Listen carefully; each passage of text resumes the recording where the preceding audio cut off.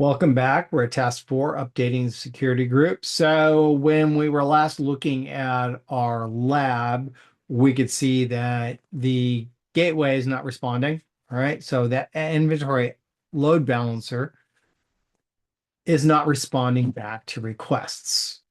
Is that an issue with the load balancer or is that an issue with something else? Well, when we took a look at the load balancer, we looked at the security group and that has been assigned to the load balancer, and it is in fact allowing port 80 and 443 traffic.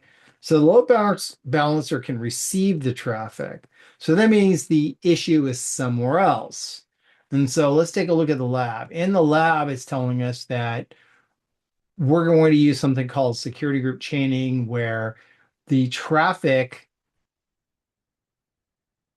that will be allowed to the application servers is going to be HTTP only from the load balancer security group, not the load balancer itself, but the load balancer security group. And then the traffic that will be allowed to the database instance will be MySQL traffic from the application security group. So we have to see if any of that's been configured. So if you take a look at here, it looks like we're going to need to do some changes here because it doesn't appear as if our application security group is completely configured. That was something we looked at earlier. And so if I go to my security groups, okay, and look for the application security group, and there it is down below, right? And I look at my inbound rules, I do not allow any traffic through. So I need to configure that. So I'll edit my inbound rules. I'm going to add a rule. And what is the traffic? Well, we're only allowing HTTP traffic. So that means I need to select HTTP from the list. If I was allowing HTTPS as well, because I have a security certificate, great. I would use that probably in place of the HTTP. And then my source is from anywhere. Okay. Meaning that we're not going to restrict the traffic from any specific location. We're just going to restrict it to, we're going to just allow all IP 000. Now, remember, for this, we actually want to be more restrictive.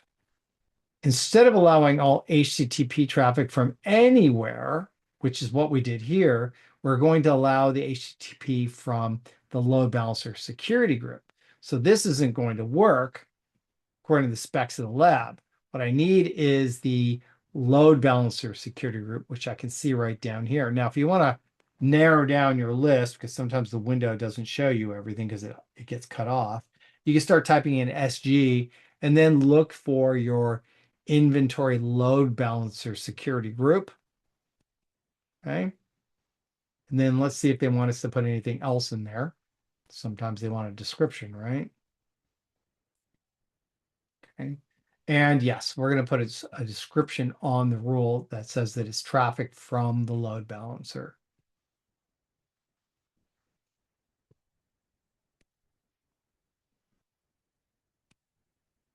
There we go.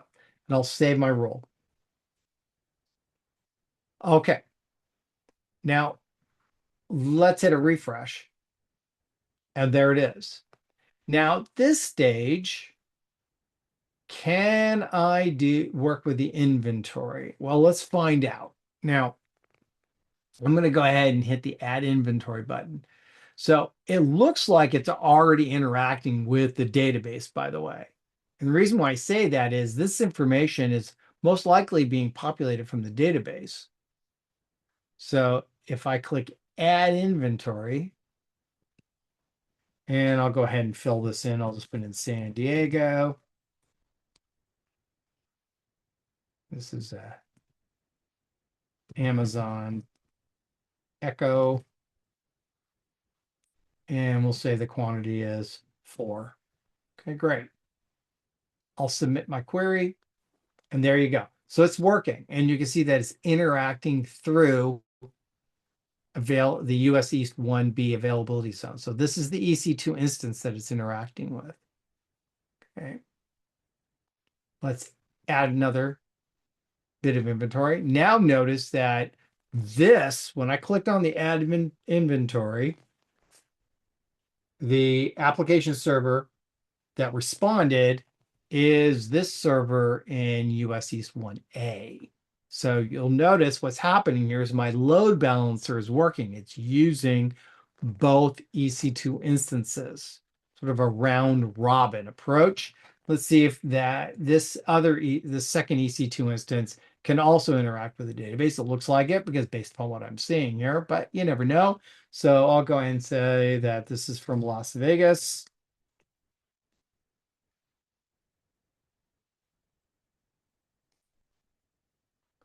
And the item is an Amazon dot. And we'll say that it is 6 items. Submit my query. Okay.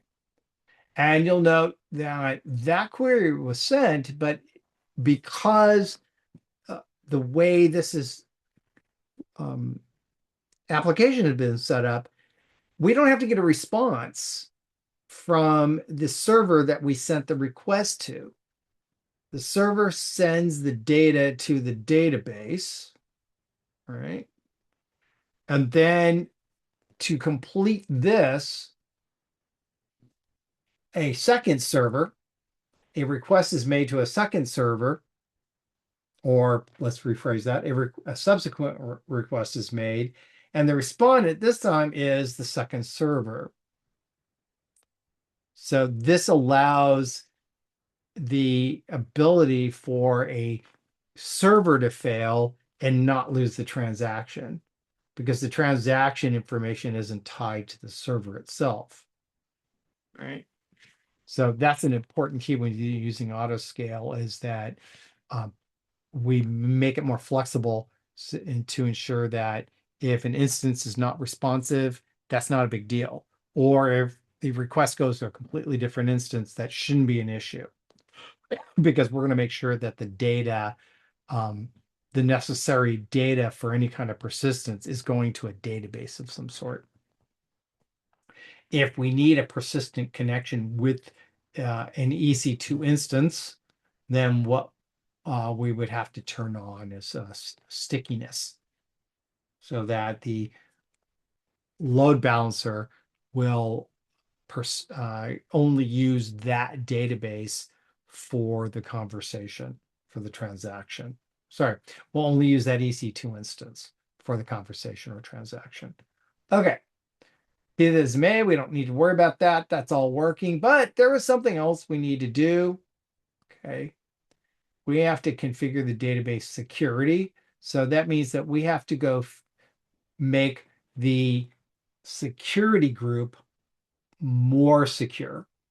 So what does that mean? That we're going to change the rule or replace the current rule with a new rule that restricts traffic only from the inventory app security group. So let's go take a look at that.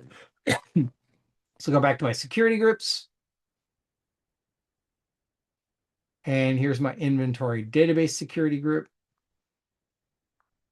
And you see this is too broad. I want to limit it down to only traffic coming from the appropriate security group. So I'll edit my rules. Now I can't change the rule. I'm going to delete the existing rule and then add a new rule. This should be MySQL.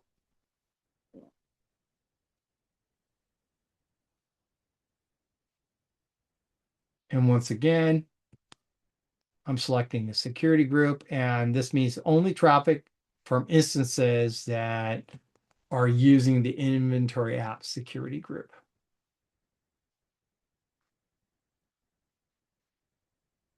There's my description. Save the rule.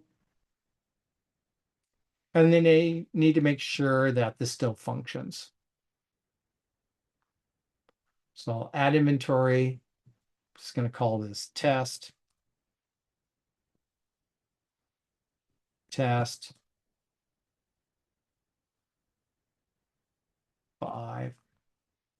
Submit my query, and there you can see that it works.